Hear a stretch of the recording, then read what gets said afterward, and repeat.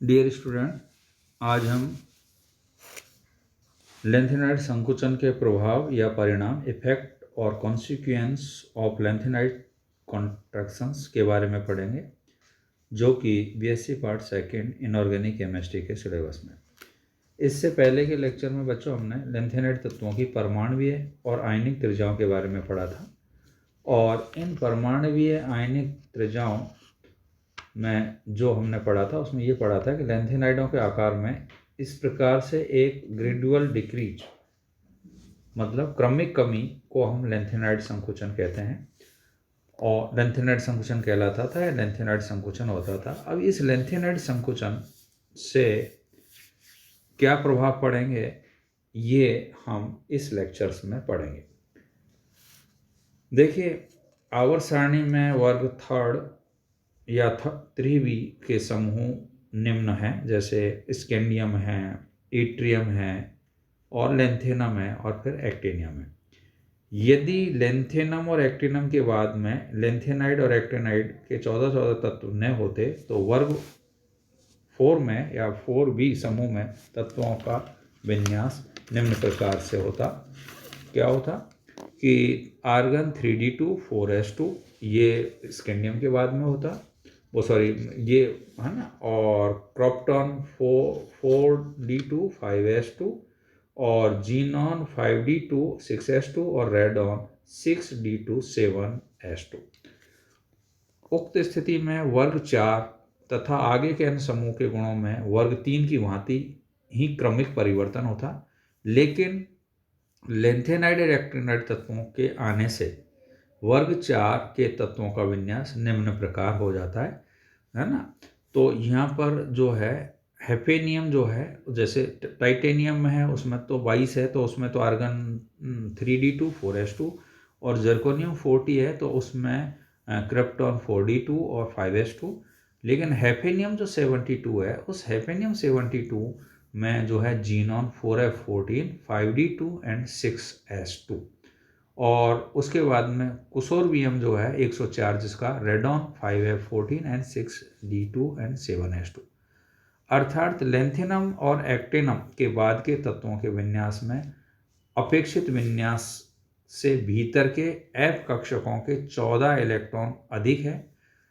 अतः तृतीय संक्रमण श्रेणी के तत्वों की गुण अपेक्षा से कुछ भिन्न हो जाते हैं। दूसरे शब्दों में हम ये कह सकते हैं कि लेंथेनाइड संकुचन के परिणाम स्वरूप तृतीय संक्रमण श्रेणी के गुण प्रथम और द्वितीय संक्रमण श्रेणी से काफ़ी भिन्न हो जाते हैं, और वो जो गुण भिन्न होते हैं उनके बारे में हम यहाँ पर जो है पढ़ेंगे। पहला जो है एटॉमिक और आयनिक रेडियस, समझ रहे हो। तो देखिए, सामान्य परिस्थितियों में एक वर्ग में ऊपर से नीचे की ओर जाने पर ये जनरल कंडीशंस होती है। एटॉमिक और आयनिक रेडियस में वृद्धि होती है, क्योंकि ऊपर से नीचे की ओर जाने पर परमाणु संख्या बढ़ने के साथ उनके विन्यास में एक मुक्त कोष भी बढ़ता जाता है।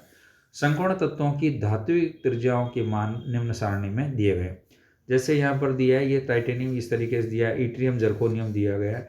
लेकिन लेंथेनम के बाद में 3rd श्रेणी में लेंथेनम हेफेनियम, तो इनके जो मान हैं वो, कहने का मतलब 3D श्रेणी के तत्वों के जो मान हैं वो 5D श्रेणी के जो तत्वों के मान हैं वो 3D और 4D के ही समान है, जबकि बढ़ने चाहिए। 3D से ज़्यादा है 4D के, लेकिन 4D से ज़्यादा 5D के होने चाहिए, लेकिन ये लगभग से समान है, बढ़ रहे नहीं है। तो ये सारणी के अंदर इस वैल्यूज दे रखी है, इन वैल्यू में देखने पर ऐसा मिल रहा है।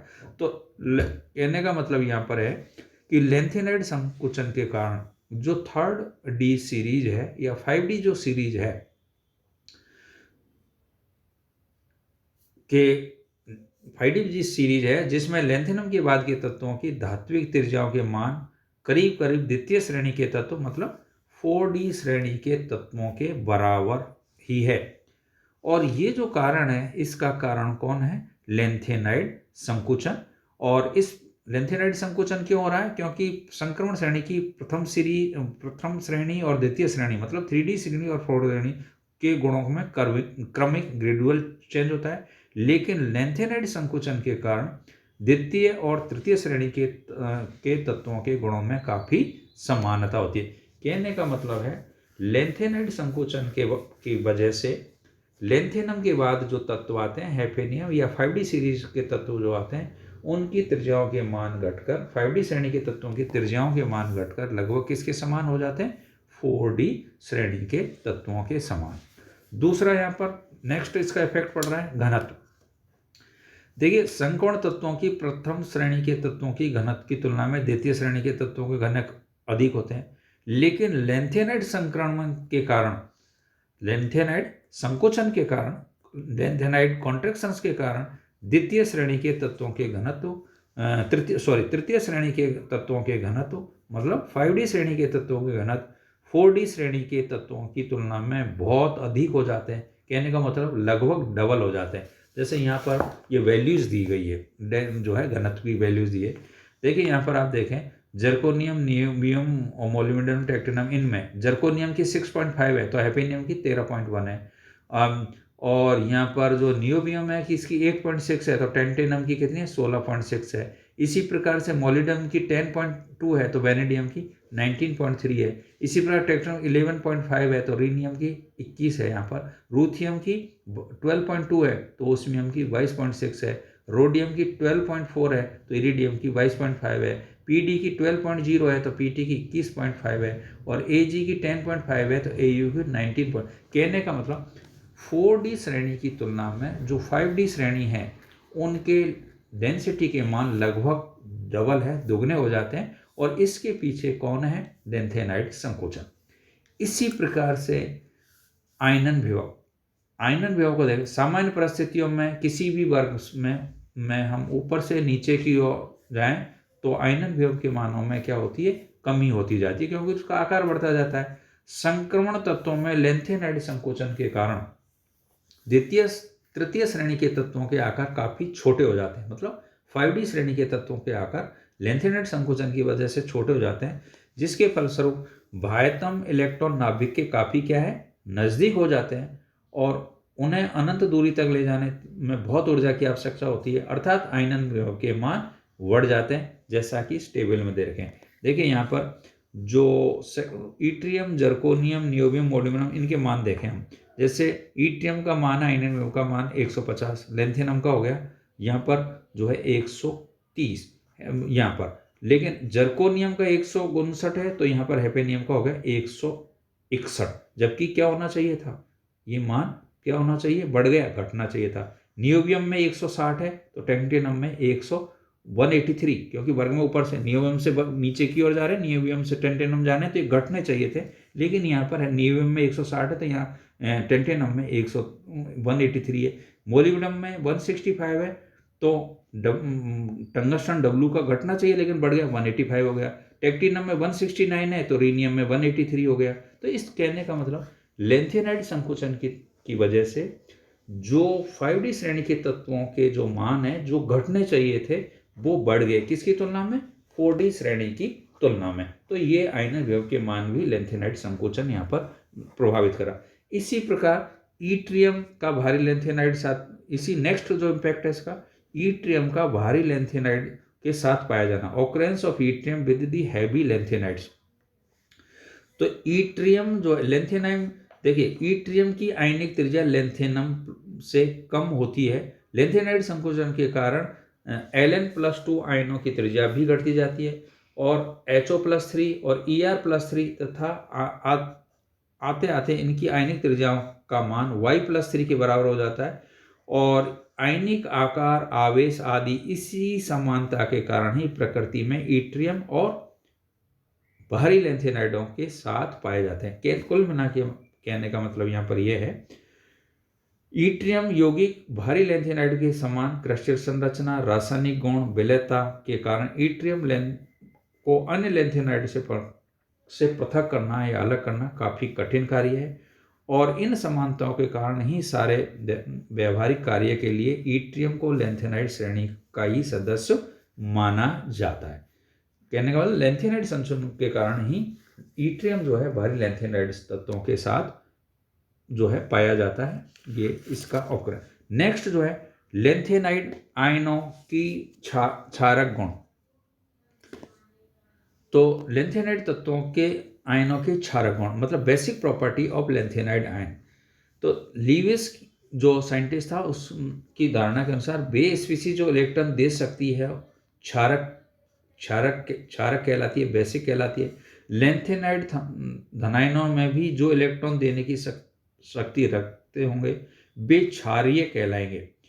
कोई परमाणु अथवा आयन आकार में जितना बड़ा होगा वह उतनी ही आसानी से इलेक्ट्रॉन का त्याग पाएगा, क्योंकि उसके इलेक्ट्रॉन नाभिक से उतनी ही दूरी पर स्थित होंगे, अर्थात वह उतना ही प्रबल क्षारीय होगा।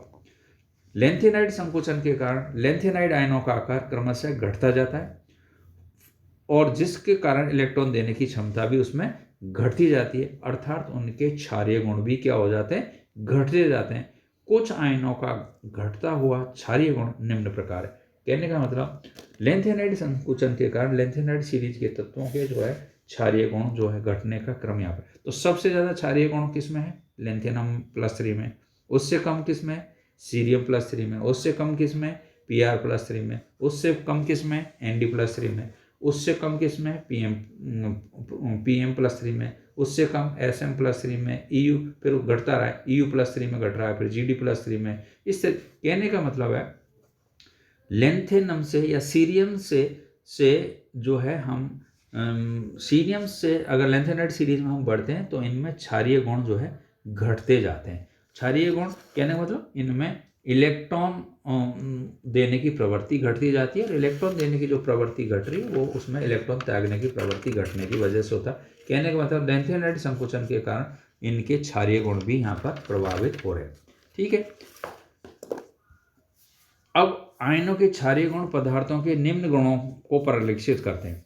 ऑक्सी लवणों का उष्मीय विघटन, जो ऑक्सी अम्ल जितने अधिक क्षारीय होगा वह उतना ही शीघ्रता से विघटित हो जाएगा। ठीक है, आयनों का जल अपघटन, अधिक क्षारीय आयन शीघ्रता से जल अपघटित होंगे।